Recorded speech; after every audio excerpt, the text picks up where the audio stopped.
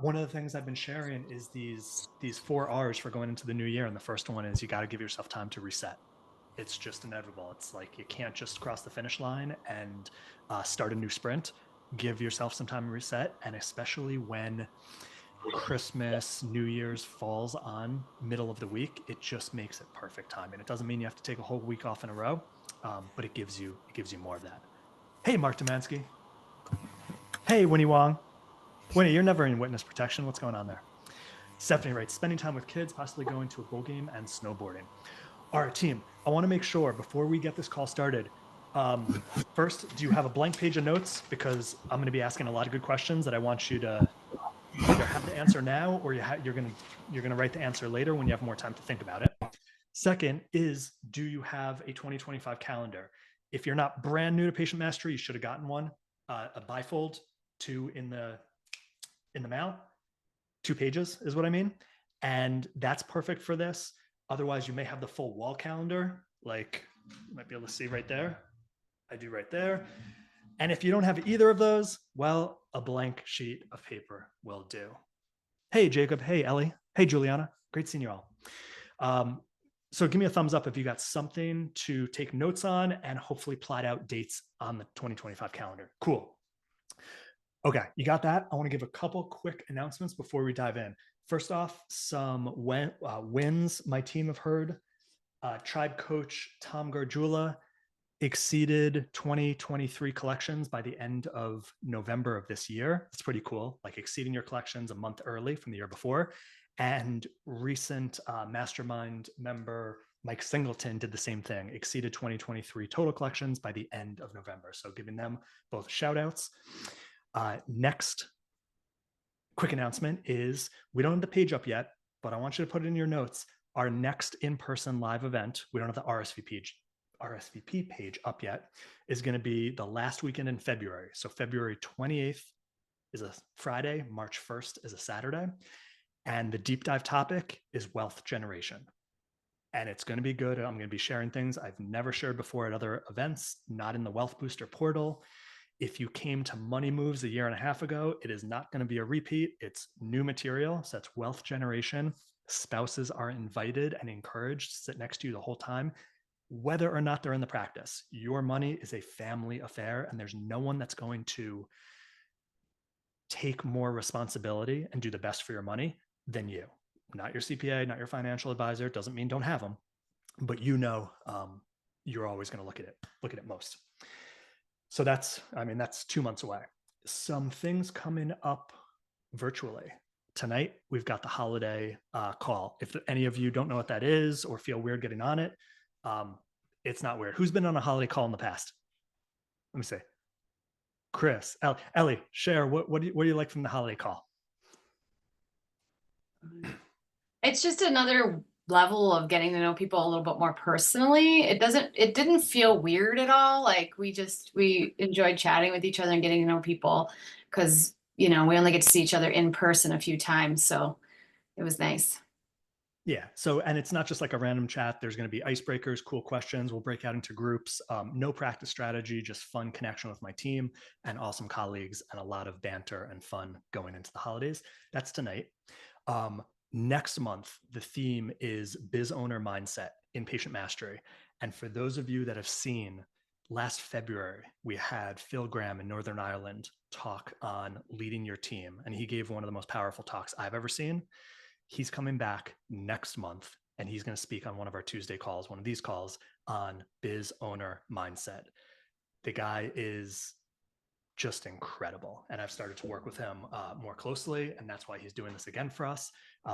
If you haven't seen his talk on leading your team, it's in the Leading Your Team mission. It's a game changer. I pretty much watch it like every 3 to 4 months to just remind me.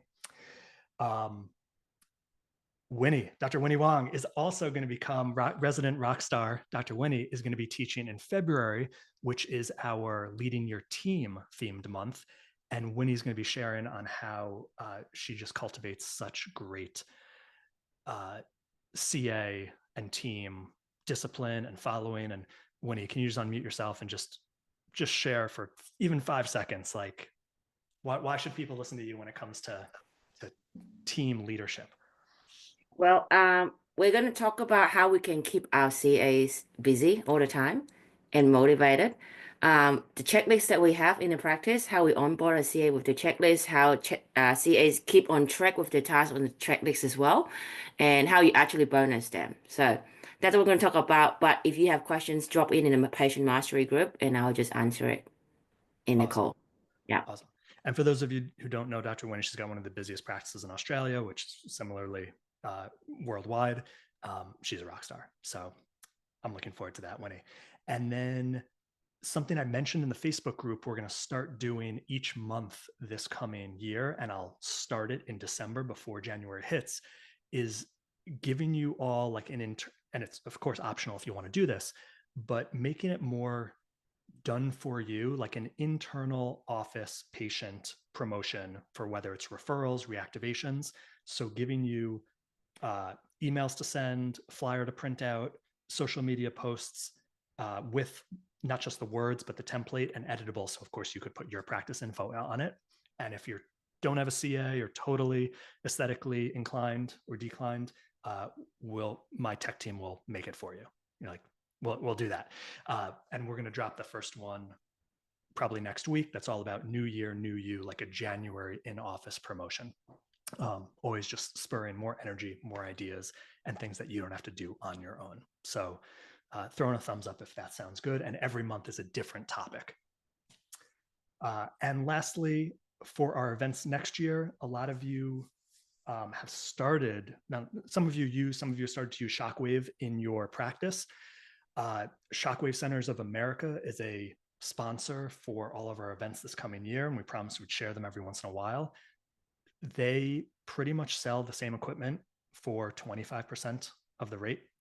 Plus, as PM, you get another $500 off. So if you're interested at all about exploring Shockwave, definitely purchase from them than buying the $30,000 piece of equipment. So I dropped the URL in there. That's the patient mastery specific one. Okay, you guys ready for preloaded year? All right, blank sheet of paper. Starting with a blank sheet of paper. You got your calendar set. First thing I want you to think about right now is where you were 1 year ago. December 2023, not where I don't care where you were in space, but like what was going on in your life. Now, between then and now, surely there's things that haven't worked as well as you've wanted. Hopefully there's things that have worked as well as you wanted. But it's always great to focus before we plan for the future. And we always do this in all realms of patient mastery, is focusing on some gratitude and what you're proud of over the past 12 months. Now, remember, there's going to be a mix of everything. This is not to say everything should have been record breaking or everything was increased. That's not how life works. But I want you to think of what are you proud of? And I'll share first. So last year at this time, I had just gotten the new property, empty house. I'm not an interior designer by any means, super overwhelmed. Like I've got to fill all these rooms, plus outside patio, pool, services, little projects, ton of stuff. So that was like big life-wise. I was in a relationship where I was having a lot of uncertainty and questions. And then with the move, it was like making it more real. That was a year ago. Flash forward a year right now. Yesterday, and so I'm going first, just what I'm proud of and what I'm grateful for. Yesterday, the property was paid off. That's a big gratitude I'm proud of. 2, I'm in a relationship that I'm super proud of, super happy about, and like just super excited for what the future holds. So those are my two big ones. Once you've written down yours, throw something in the chat. Let's get some energy.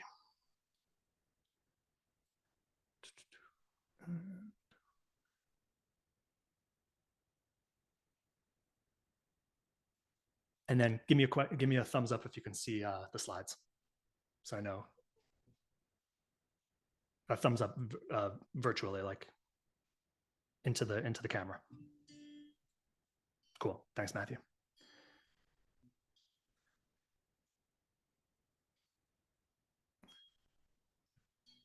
All right. So Ellie's grateful for starting patient mastery last December. Michael, associate in December 2023, now have your own practice. Amazing. Nader purchased a new house. Congratulations.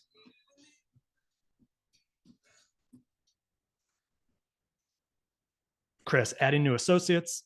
I talked into going to chiros school. Laura paid off our student loans to chiros. Laura, congratulations. That is fun.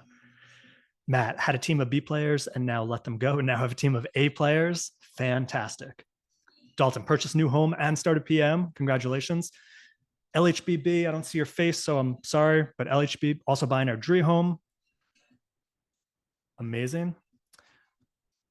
Winnie traveled to Machu Picchu. Very cool.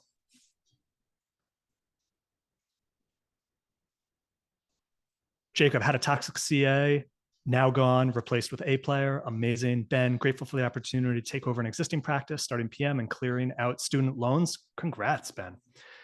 Jackie, I have 2 fully trained team members now versus last year at this time, personally down 15 and greater energy. Oh, I'm assuming pounds. Congratulations, completed payments on student loans. Got a new second puppy. Awesome, guys. All right, what we're gonna focus on this call is 2 main things. 2025 schedule, like more time off and more freedom rather than just rolling in, head down, doing the same thing this year, next year as this year, and focusing on collections and profits. Because what you focus on, what you put your intention on, more energy goes to. Classic, DeMartini, self-growth, self-development, but it's easy to get distracted in our current world. So let's start. Hopefully you have a calendar by you. If not, I'm going to be flashing this graphic up on the screen so it's easier to see dates. Now, this may be overwhelming when you look at 365 days next year, but remember, it's broken down into months, it's broken down into weeks.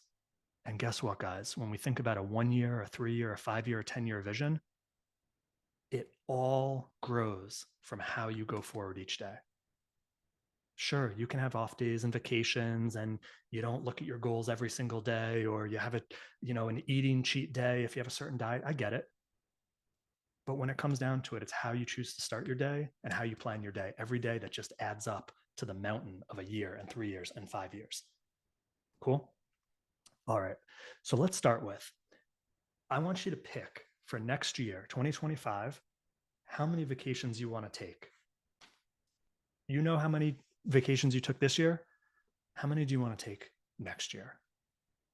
And don't limit yourself to like, oh, I don't know if that's possible, or I don't have an associate. Just, you're writing this down. You're not setting it in stone. This is coming from a place of what feels good and lights you up without being lazy or ridiculous about it.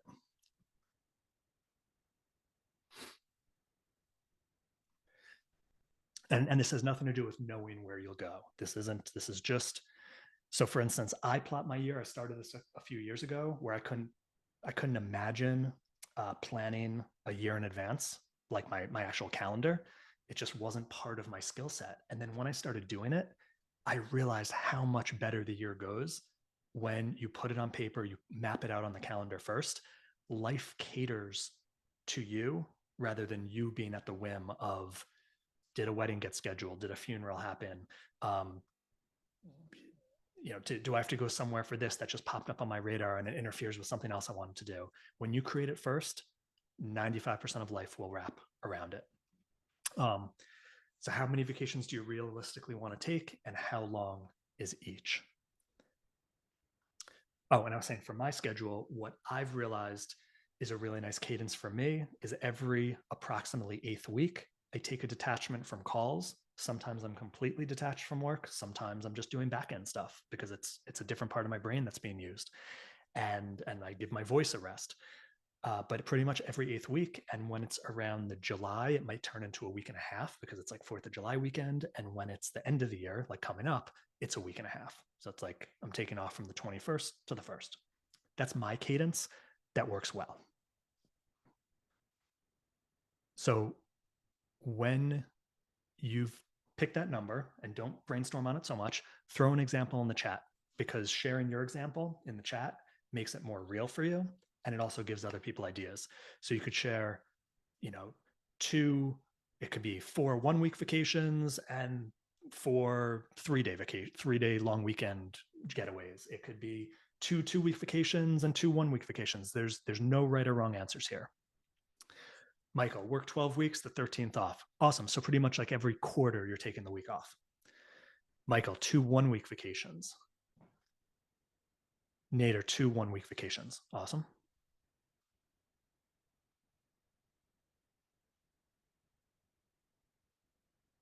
Jackie, 3 10-day vacations and 3 long weekends. Love it. Jacob, 4 2 for 1 week. Nice. Mark, 5 major vacations and 5 mini vacations. I like it. Greg, 4 3-day weekends, 2 1-week vacations. Awesome. Okay, now look at your calendar. You know what you put. 4 week-longs, 2 mini hot dog vacations, one of that. Throw it on the calendar where it fits in your life. Now, again, you don't have to book a flight or a hotel room or know that you're going to go to Fiji or South Carolina or Hawaii. Just put like, you know, your year, you know, when you're starting to feel that burnout. Is it by the end of the 3rd month without a vacation? Is it the end of the 4th month without a vacation? What makes sense for you to plot on 2025 calendars? So take a minute and start plotting that.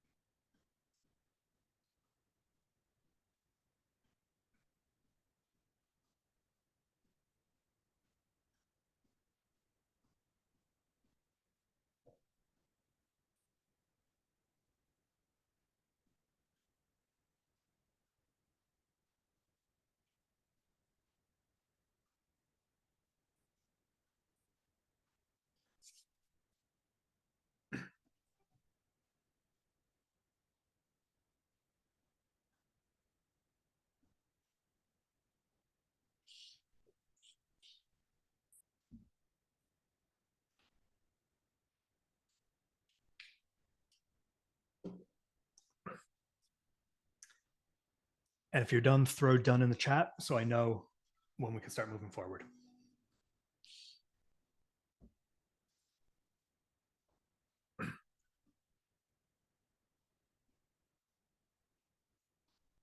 Awesome. Thank you, Ellie, Michael, Juliana, Ben, Laura, Nader. All right, take another 20 seconds. Again, this isn't set in stone, but it's a draft that before the end of the year, hopefully you make it more cemented in.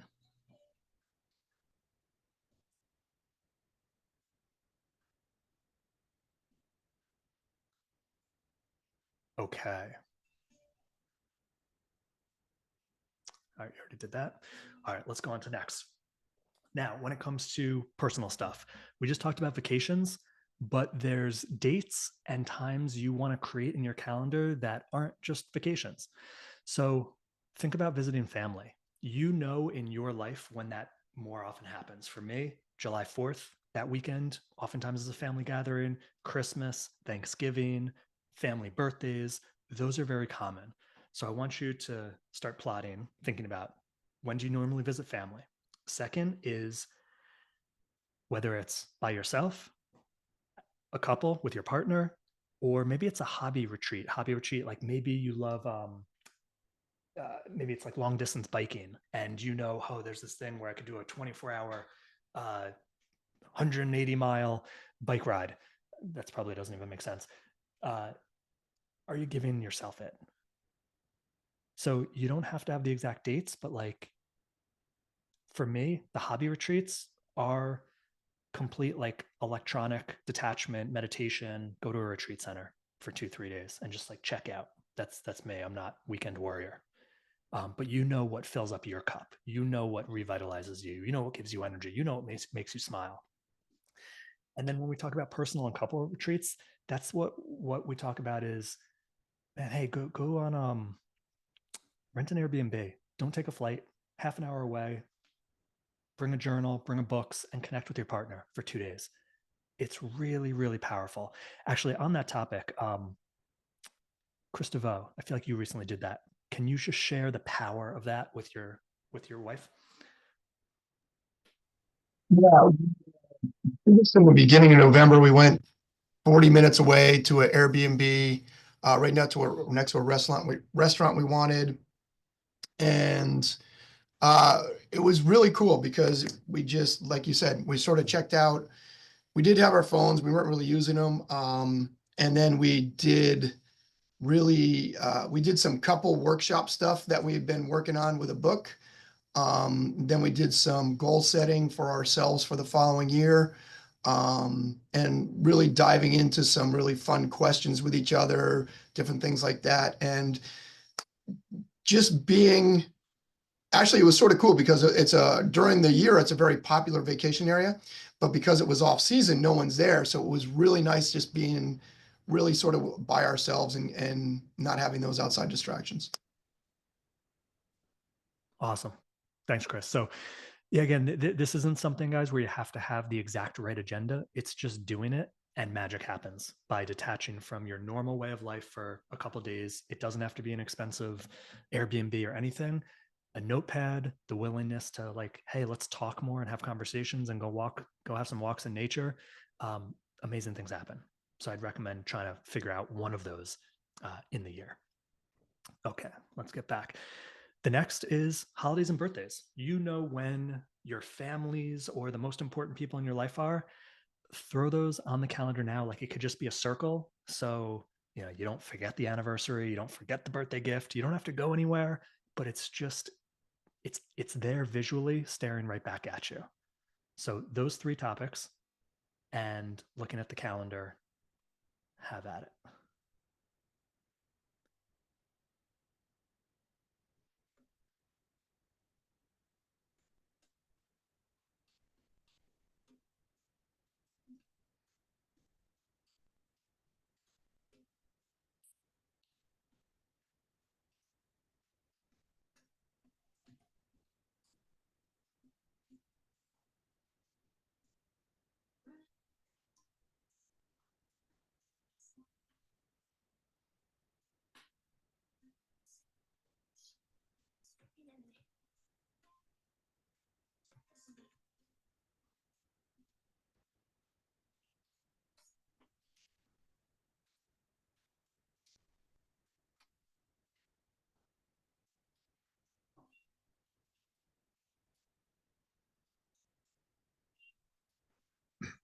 And then throw in the chat when you're done.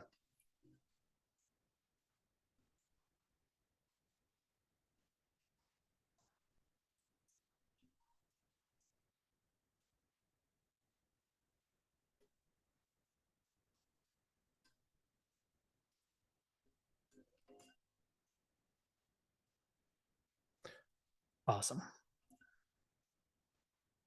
Okay.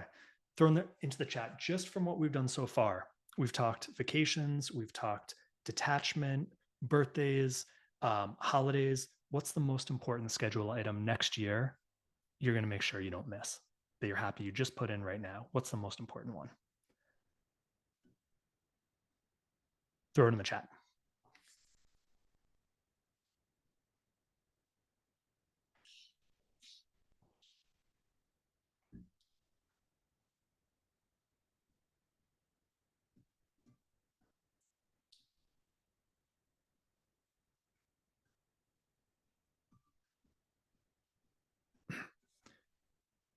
All right, we've got visiting family, week vacation, honeymoon in Belize, whitewater rafting down Colorado River, 3 1-week vacations with family, meditation retreat weekend, 2 per year. Love it.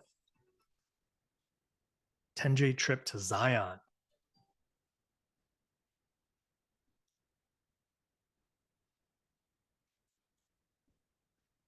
Let's see some more. Remember, what you write down has 6 times more likelihood it's going to happen. Cycling trip throughout Europe. Nice, Scott.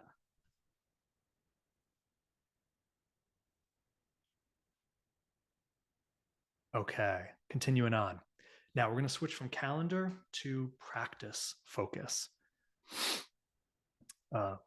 Winnie, 2-week Cambodia trip. Very cool. Practice. So what I want you to think about, is there room for a schedule upgrade? And there's many components to your schedule. The visual right here is just an example of Monday through Thursday, morning shift, afternoon shift. working on your practice Friday morning, CEO time. Obviously, times are catered to you, but here are some things to consider. First, your weekly schedule. You don't have to do the 4-day work week with 3-day weekends, but if you want to and you've been nervous about shifting, maybe it's time. Or maybe it's finishing when you want to during the week. Like rather than thinking you have to take that last patient visit at 6:30 and you don't leave till 7, and you don't get home till 7:30 and you want to be in bed by 9:45, like that's tough rather than, you know what, I want to walk out of my doors at 6 p.m. More so than any, this is a topic, what I'm touching on right now is, as business owners, we oftentimes forget how much power and control we have to do it how we want to do it.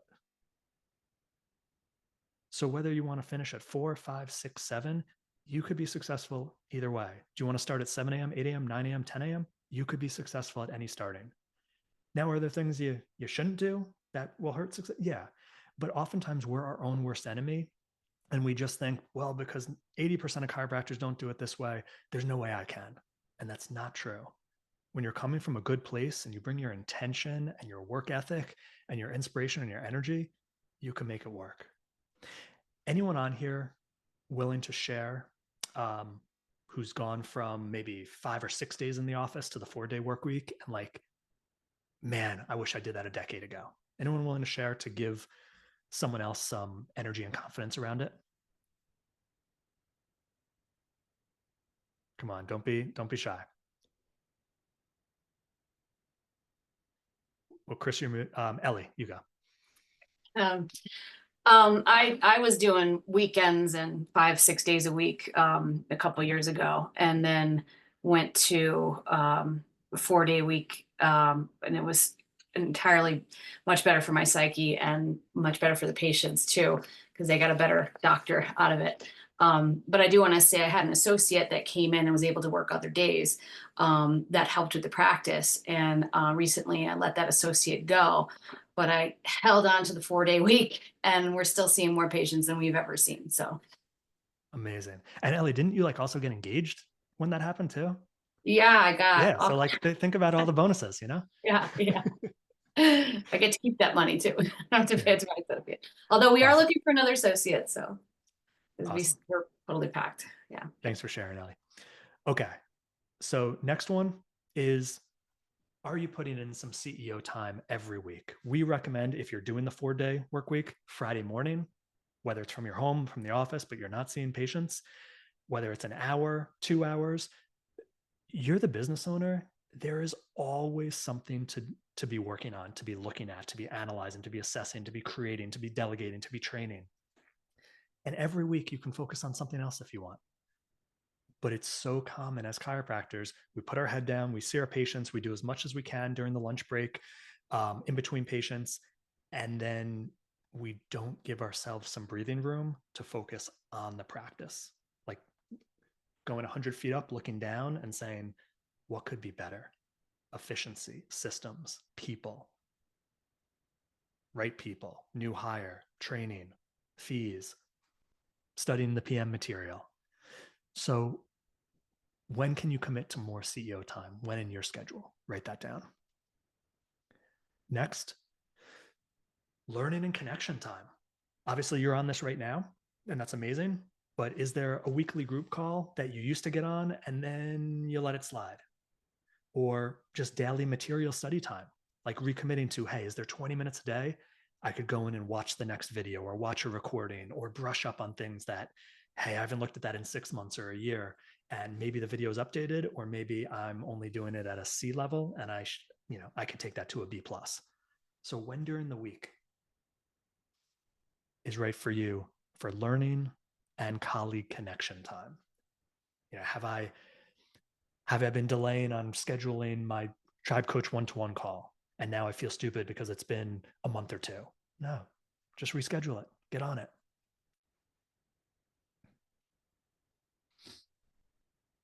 Next one, team. Do you do pre-shift team huddles? It could be 3 minutes. Here's what the schedule looks like. What should we worry about? Where's the bottleneck potentially going to be? Anything we should know to just make this even a better shift. Definitely to start the day, and it could even be after lunch. It should be before the second shift. Again, just a couple minutes. This isn't a 15-minute powwow. One time a week team meetings. Oftentimes Monday at lunch makes sense. And we give, if you're like, oh, I don't even know what's the point, I don't even know what to talk about. There's a team meeting training with a 1-page. Here's what to talk about in the team meeting every week. And then when you want to get to the next level, once a week team training, which could be as simple as 15 minutes. Hey, this is what I see seems off lately. New patient phone call, new patient welcome into the practice, new patient office tour, new patient handoff at the front desk, you name it. Let's talk about how it should be. Let's role play it, and let's just make some tweaks.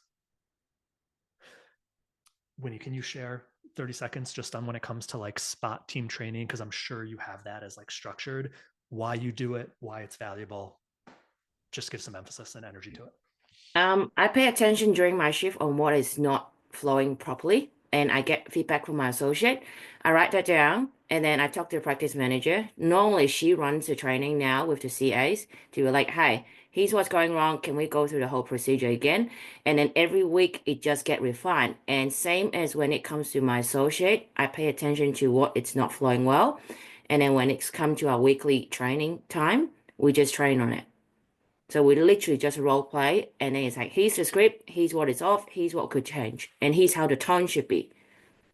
Beautiful, beautiful. And see what Winnie shared is she's just aware of where do things seem like they're not flowing as well as they could during the week. And every week it might be something different. And it's just, hey, let's put some energy to it.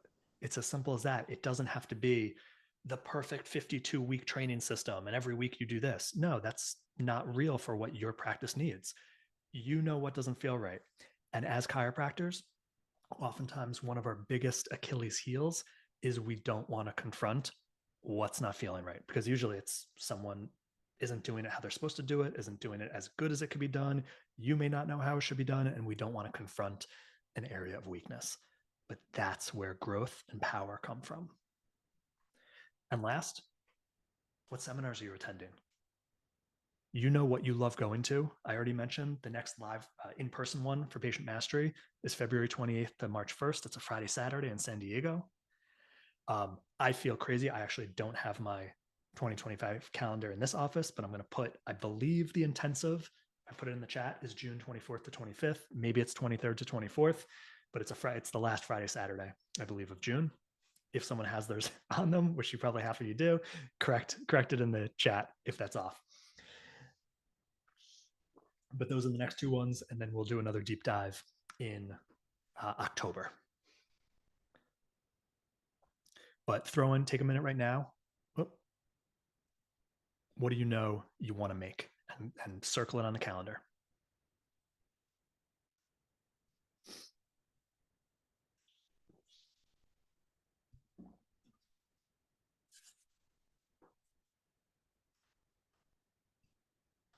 Thanks, Michael. 27th, 28th. Last weekend in June.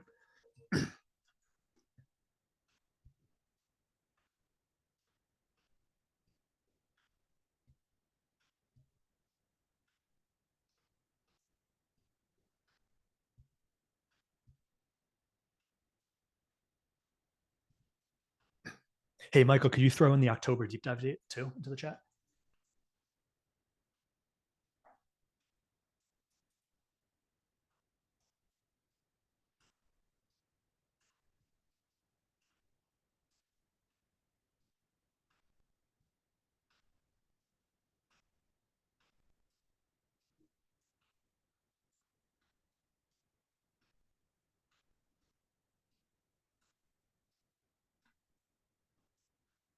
Awesome.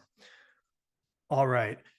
Now, throw in the chat, out of A, B, C, D, E, which one do you know is most important you need to put into your 2025 calendar?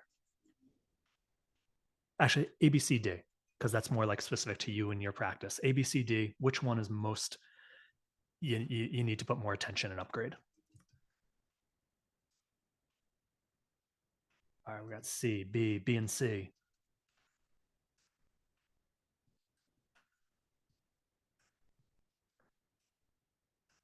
E and D, C. No right answer here. It's just like olive growth, what's currently missing for you, putting attention towards it. C, D and C, C, D, E, B. Excellent, guys. Okay. Now let's move into more quantitative money goals. I'm switching it up this year, how we do this section. So I want you to start working backwards. I want you to start with what's your 5 years from now?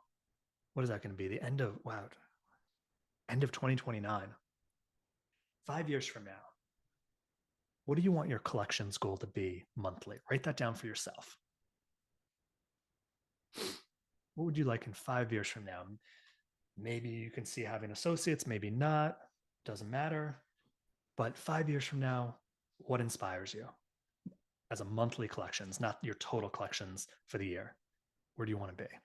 And don't go crazy on this, just gut feeling. Where do you want to be? Write it down. And then next, based on that, 3 years from now, on the way to your 5-year goal, what are the monthly collections? What would you like them to be at?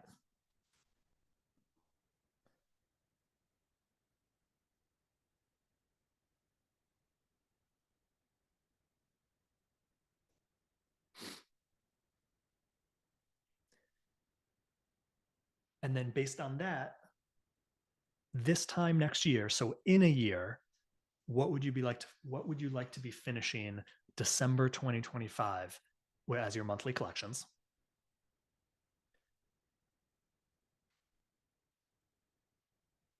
What feels good and inspiring and not just crazy pie in the sky?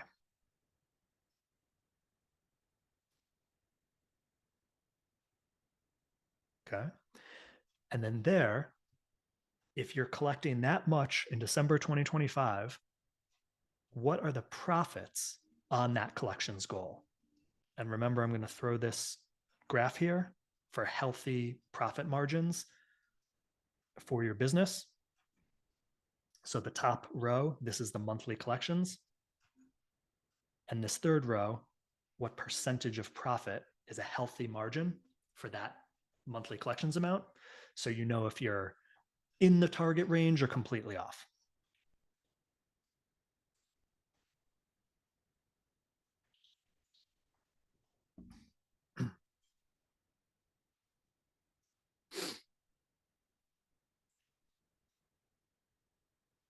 And if you have a question or you're kind of stuck on this, the chart or number 4, you just ask it, throw it in the chat. I don't want to move past the slide without everyone having a 1-year collections and profit goal. Otherwise, if you're good, throw done in the chat. And then we're going to take it another level deeper.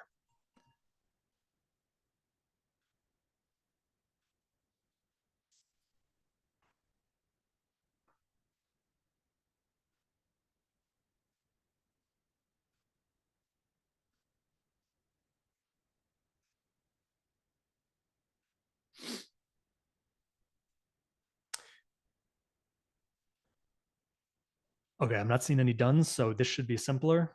You don't have to throw the numbers in the chat, Michael. That's fine. But let's say your 1-year profit goal, December 2025 profit goal or collections goal is, let's just say 60,000. Well, 60,000 falls into this realm. Healthy profit margin is 50%. 50% of 60,000 is 30,000 profits in a month. Simple as that. Doesn't need to be more complicated. All right, Michael, you did the whole year. That's fine. Whatever works for you. Okay. Next level. You got your monthly collections and profits to hit. Where are you going to write it down outside of this piece of paper that you're probably going to lose within the week? Where are you going to write it down where you see it daily? Do you have a goal sheet that you look at every morning before you brush your teeth, before you leave in the morning? Maybe it's on your practice office desk and you review it before you start your day. Is it a little note card that's in your wallet, in your pocket? It doesn't matter, but is it somewhere?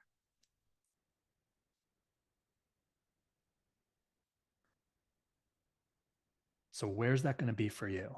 You know, is it written in lipstick on the bathroom mirror? What is it for you?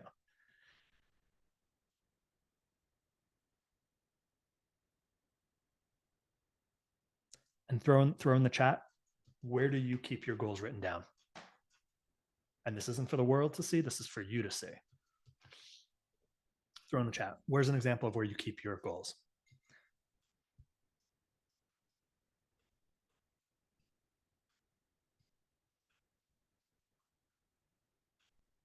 I'm putting mine too.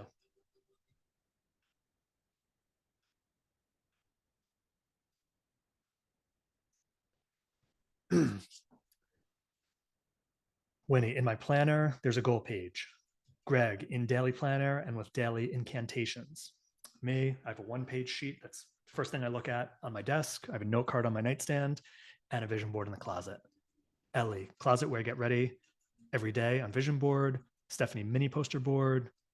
Juliana, back of bedroom door. Ben on car dashboard, monitor laptop. Oh, I like that, Ben. Really cool. Daily journal, nightstand next to bed. Lock screen of phone. I like that, Jackie. Very cool. All right, next. This is more of a gut check if you're not writing something that's super pie in the sky. Like, is it logistically doable? And I'll frame it from a standpoint of, if you know approximately what your capacity is on a daily, weekly basis, you know what your fees are, whether or not you have associates,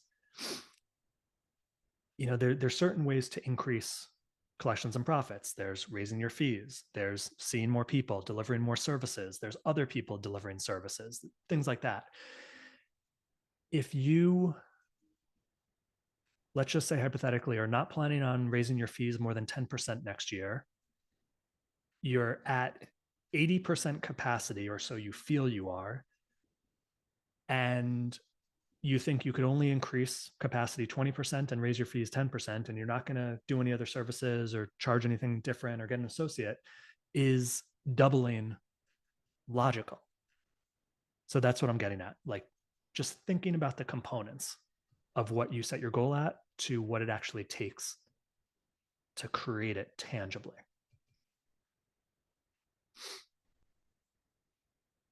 Next, your goal for what you want to produce in collections. This is a big one, guys. Is your team on board that it's doable? Meaning, are you talking to your team? If you know you see this many people on average a day and you want to be able to see X percentage more, is your team fired up and gung-ho? Or are they secretly thinking, that's going to be stressful, I'm going to make more mistakes, I'm not going to tell my boss, but you can see it in their eyes and their expression? This is a big one, because your capacity is just as much about your team as you. It's not just how quickly you can get through every visit. And whoever's answering that phone, whoever's checking in new patients, processing them, their energy and their tone will absolutely influence retention rates and referral rates, no matter how amazing an adjuster you are, no matter your modalities and healing ability and quality of services. If your support team isn't on board to see the volume and the flow that you want, they will absolutely sabotage it without even consciously sabotaging it. I'm not talking about like an absolute C player who's turning people off on the phone. It's literally just the subtle words and the energy that'll make the difference of someone saying, this feels right about the practice I've just booked an appointment with, or, you know what, I'm going to cancel or no show and try someone else because of how that phone call went or how that first visit went just at the front desk. So have that be one of, if you haven't already, talk about where do you want to get to in terms of daily and weekly volume. Does your team feel great about that, or does that make them nervous? It's a really, really important conversation. Next, when it comes to tone and headspace, that number you wrote down for profits especially. One, do you believe you deserve that money flowing into your personal bank account every month? And there's a difference between hitting a goal and a number and keeping at that level or going above it. Who can relate to, having your best month ever, but then it not being your worst month ever after that? Meaning you just keep going up, like you hit it, you have the best month ever, up, and then it's another peak, and then you got another peak. It's very common because there's a huge difference between hitting and achieving something and maintaining it. So that's again, just a gut level question to ask yourself. Eyes closed, think about that number profits wise, and just ask yourself, do I believe hitting it? That's a lot easier yes than do I believe that's going to be my baseline floor right now? And if not, that's okay. You're getting feedback. Like if your gut gives you no answer or goes, I don't know, or no, hey, here's some time for some deserving process on that monetary flow, some team conversations, some, hey, is this even logistically doable conversations? Like talking to your tribe coach, what's missing? What's my weak point? Next question. Of the profits, have you mapped out where every dollar goes of what you want your profits to be?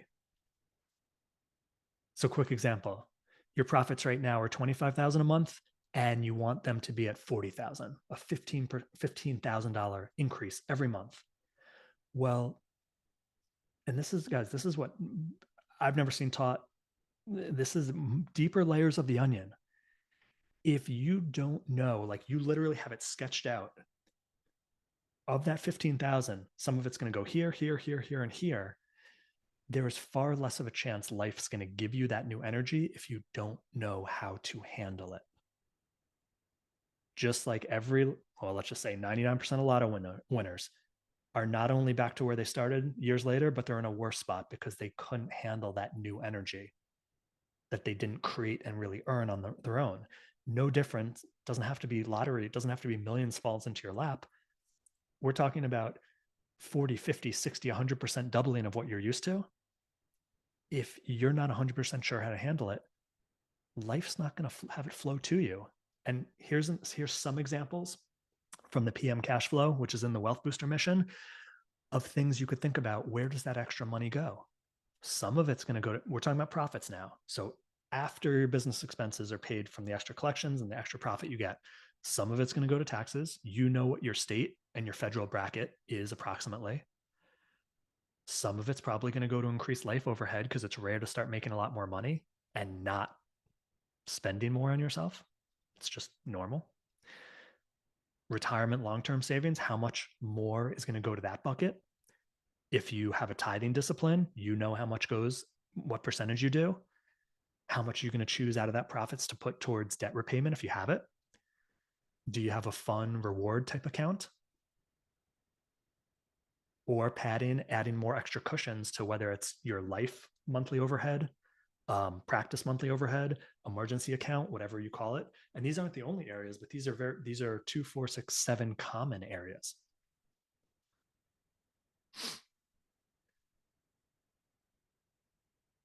Anyone have a question on this or can share from your experience the difference between when you know where the money is going to go, more likely it's going to come to you rather than it's just a random number on a page and you don't know what you do with it? Because this, again, guys, this is deeper levels of the onion where when you can plot it with accuracy, it shows that you can handle it. Anyone could speak to that?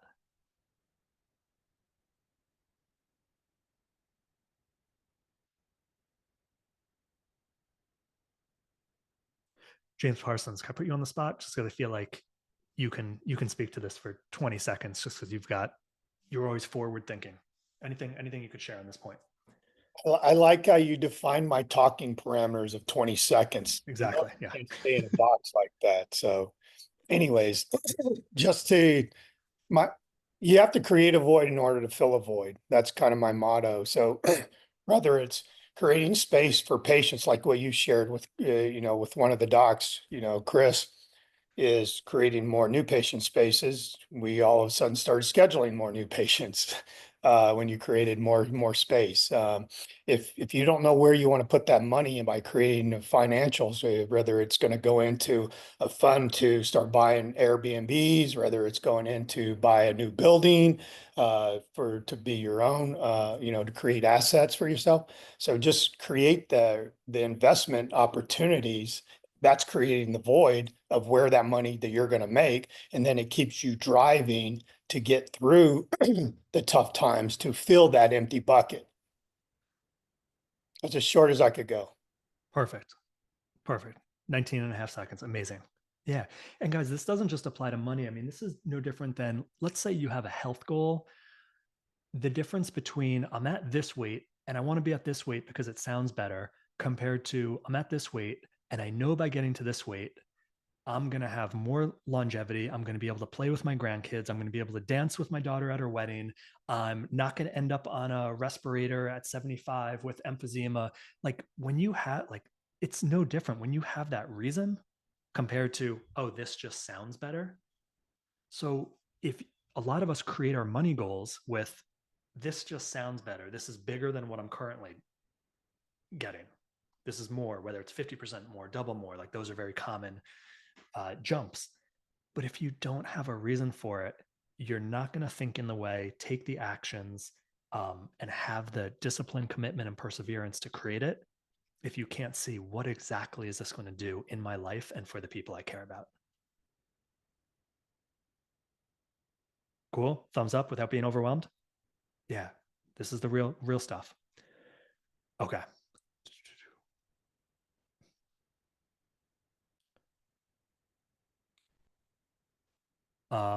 Okay, of these, throw in the chat, which is most important for you to do first? Which is going to have the biggest leverage? Writing them down, seeing it daily, doing some logistically doable chicken scratch on a white sheet of paper, talking to your team, DP, observing process, or mapping out where every dollar goes. Okay, I'm seeing a lot of A's. Since A's is super easy, you could do that in like the next 3 minutes. Either put a little note card in your pocket or on your homepage or post it in your closet. After A, what's most important? Because everyone should do that, and that's a 5-minute action. Yeah, Winnie, could you mention something on mapping out dollars? Yes, I got something to say about mapping out every dollar. I have been doing it since I opened a practice, and I think for me, everyone has people that I know have a chip in themselves when they talk about I want $1 million practice.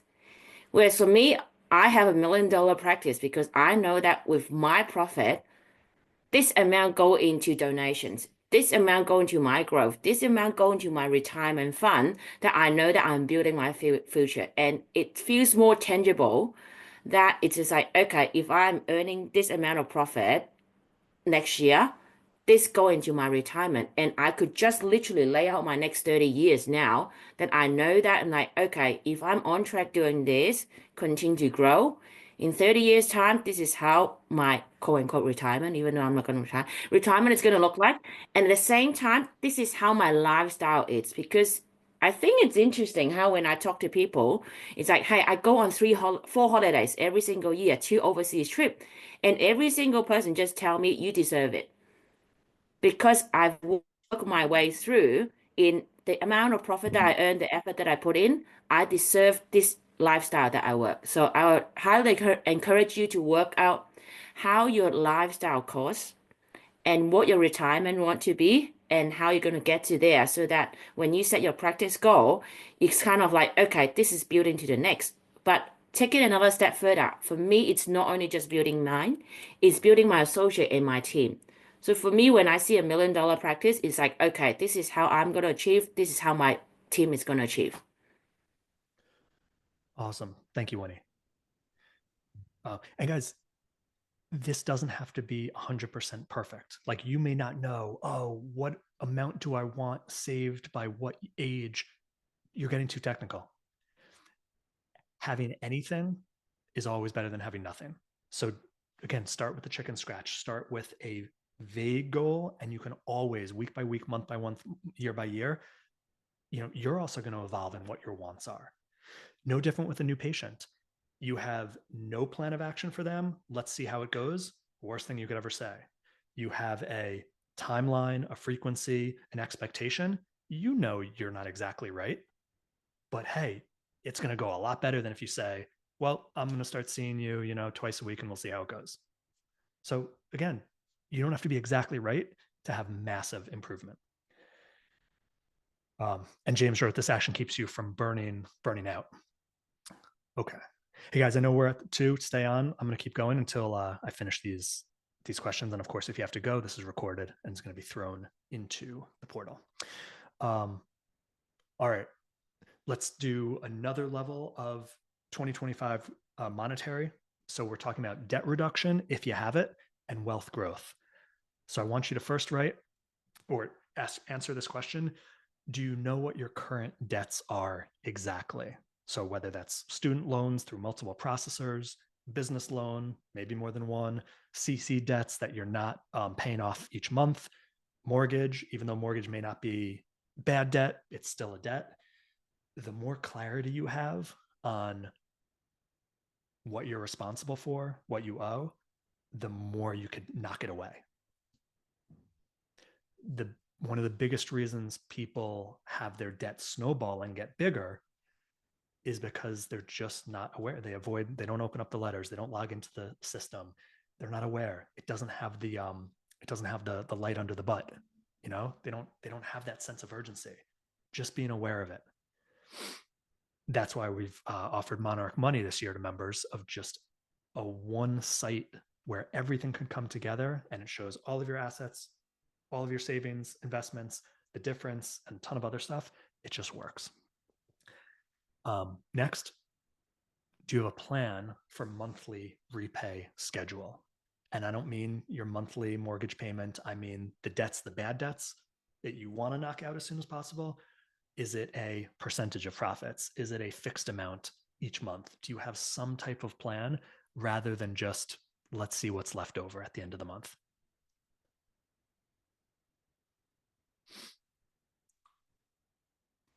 And if you don't have bad debts, if you've gotten past that, like, I thought it was awesome seeing a few people saying they knocked out their student loans this year. And not that that's the only possible debt, but last question is either pick an amount you want your total debt to reduce to by the end of 2025. Like maybe, hey, currently with student loans and a business loan, you've got 170,000 in debt. And by the end of next year, let's say 12 months, I'm just riffing. If I could put 4,000 a month, that's 50,000.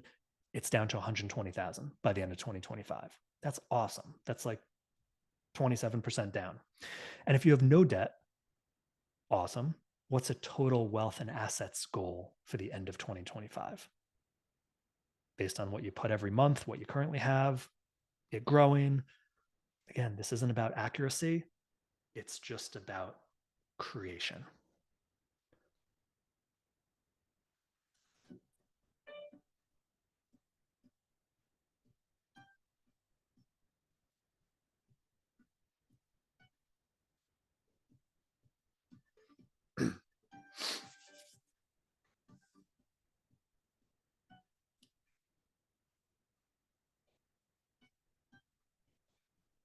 And throw in the chat when you've finished with C, of picking that number for yourself. You don't have to throw the number in, just throw done. Put in done so I know we can keep moving. Awesome. Thanks, Winnie.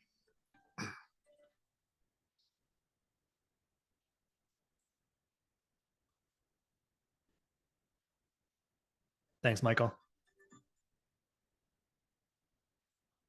All right, one more. Ben, awesome. Okay. Last few questions to end out this call. Bigger picture now. 2024 unfinished practice projects. I was on a one-to-one with Michael Singleton last week, and he was sharing, legitimately life stuff, practice stuff. It's feeling overwhelming coming to the end of the year. More it's like a deadline rather than a celebration. And I asked him, hey, let's talk about these projects, because some of them I guarantee you probably don't need to be doing, and you've put more weight and emphasis on it than it actually needs. And one of the projects he shared was wanting to create a new patient email series. I don't know if it was once a day or once every other day for like the first 15 to 20 emails. And I said, hey, that's an awesome project, but on the grand scale of what's going to move your practice forward, it is nowhere near value and relevance. Like, push that aside. You could do it next year. Plus, in the portal, we give the first 5 send these emails, on a daily basis, the first 5 days from when someone starts. But ultimately, like, making it easier for you. So come up with right now what's not completed in practice and needs to get done. And if it's not going to move the needle and you haven't done it already, it probably doesn't need to get done, and just scrap it. But what have you been working on? How do we either move this into quarter one or put energy towards it before the end of the year? What's important? Awesome, Michael, you finished it. So like, I'll give you an example for inpatient mastery. 2 big projects that we're working on is a new membership site with AI integration. So it'll have a chat bot that is just fueled, not from like the general public ChatGPT, but fueled from our content. So at any time of the day, you ask it a question and it's going to give answers based on the content, rather than, let's say, oh, I've got to watch this video and find the exact minute marker. It's also going to have a search functionality that brings you right to all the different pieces of content based on what you're searching for. That's a big project.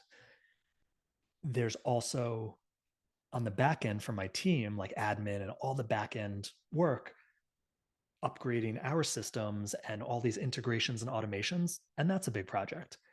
And we're making headway on both.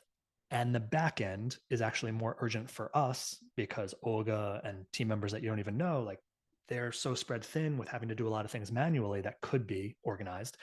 So we're attacking the back end. And then, like I've said for a while, quarter one, we're going to have the AI membership site, which also has an app for your phone. That's going to be up and running. That's how we're choosing it. Oh. And so for your team, I mean, there's stuff for you that you need to get done. And what about for your team? But the more important thing is, if something's been on your plate month after month after month and you're not doing it, there's a possible chance it's really not that needed. Otherwise, you would have acted on it. Why is my computer being all wonky?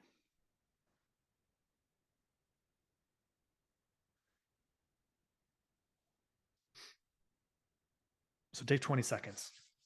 What's a project you can let go of, push to second quarter maybe, and what do you need to get done?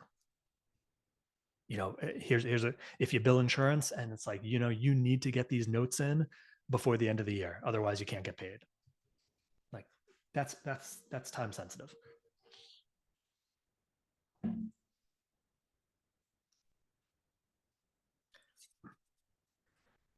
And do this, throw in the chat either a project that you're committing to get done before the end of the year that is important, or a project that is nagging you and it's not important, and you can either scrap it or put it at the end of the queue for next year.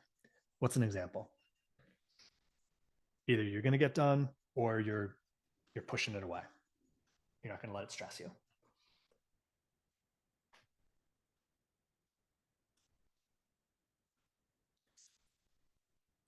Let's see some examples. Remember, when you share in the chat, more likely it happens, and you give an idea to a colleague.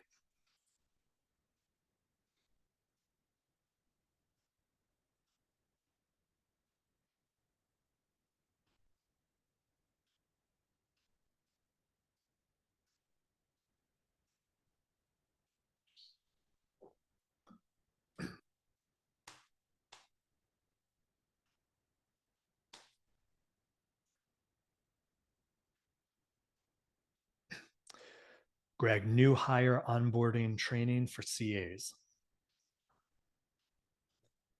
And I'm guessing that's one that you're going to get done rather than scrapping it. Tony, get paperless exam done on Jane. Awesome. Winnie, upgrading front desk phones and computer. Yeah, no more dial-up, Winnie. Okay. Have one.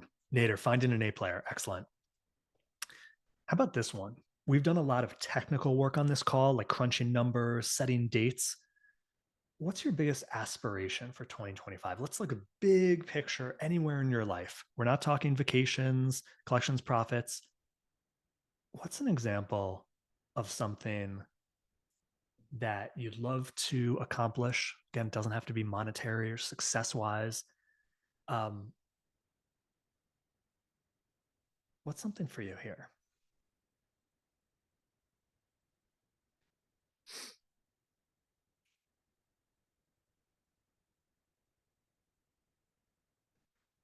Win a mission trip to Cambodia with chiros students. That's an awesome one. I was going to ask what the Cambodia trip was for.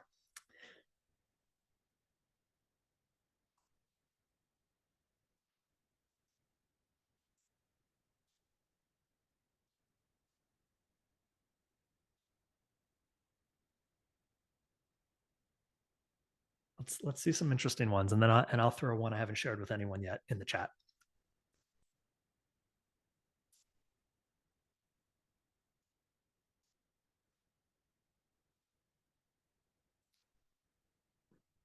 What's an aspiration?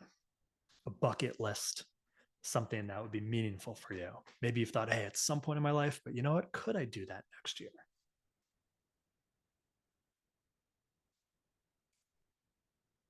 Ellie, get my Ellie Well health app functioning. I like that.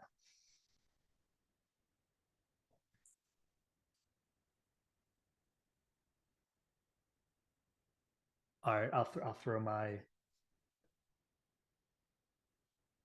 haven't shared with anyone, has been coming strong to me lately into the chat. Yeah. That's a possible pretty exciting aspiration for next year for me. Jackie, my lease is up in August, September in this office building. I would love to buy a freestanding building in a highly visible location. Perfect example. All right, thank you for those shares. Last one. What's your driving force? What are we doing this all for? Just like we talked about, you got to have a purpose for if you want to make more money. But when it comes to just planning a better year and a better life, you know, family, purpose, passion, leaving a legacy, what are you doing this all for? If you didn't have to make another dollar, what's driving you? And this isn't something you need to come up with newly. You just like, what's in your stomach? What's in your heart?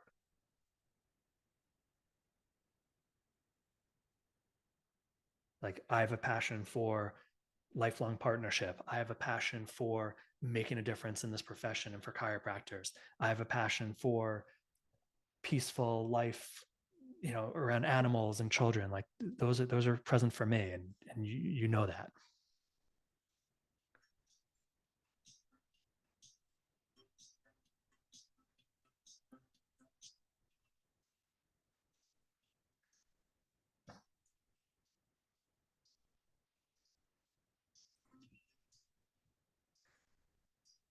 Tony, you're at new office location with an A-level CA, great aspiration. And Ben, your driving force, or maybe that was your aspiration of relationship building with a special someone. I don't know if that was a question for me or your question, but let's throw a driving force into the chat. What's your driving force? What are you doing this all for? When it comes down, you're looking back on your life. Why'd you put in the energy? Why'd you put in the time? Why'd you put in the heart and the love?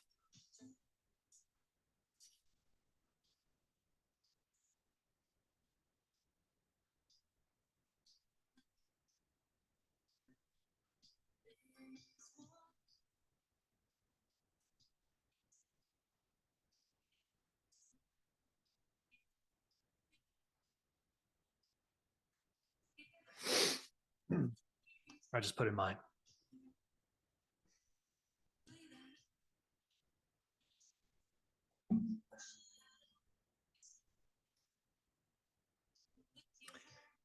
Dalton, helping people do activities they love pain-free. Ben, I guess a legacy of helping people to create a better world by being healthier rather than pain.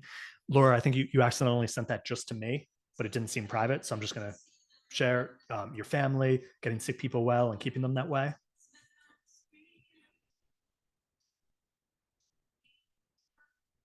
Juliana, financial stability, life-work balance, mentoring, helping others, need a purpose. To me, this is a ministry and I want to live a legacy. Greg, to be happy and have fun, loving and enjoying helping others and myself in acts of kindness, gratitude, and growth. Beautiful. Winnie, a more coherent world with a well-adjusted community.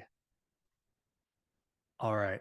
Last question to write down for when you have some journaling time over the holidays with the days off.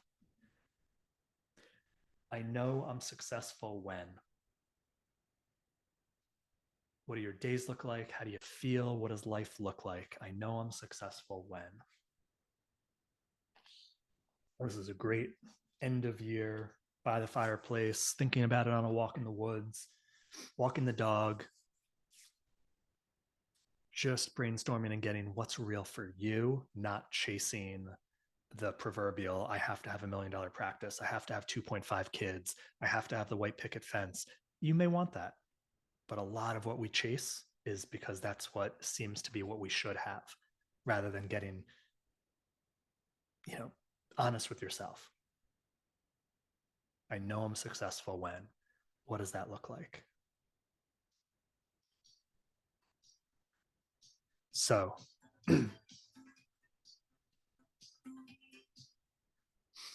all right, you guys have been awesome. I know we went over.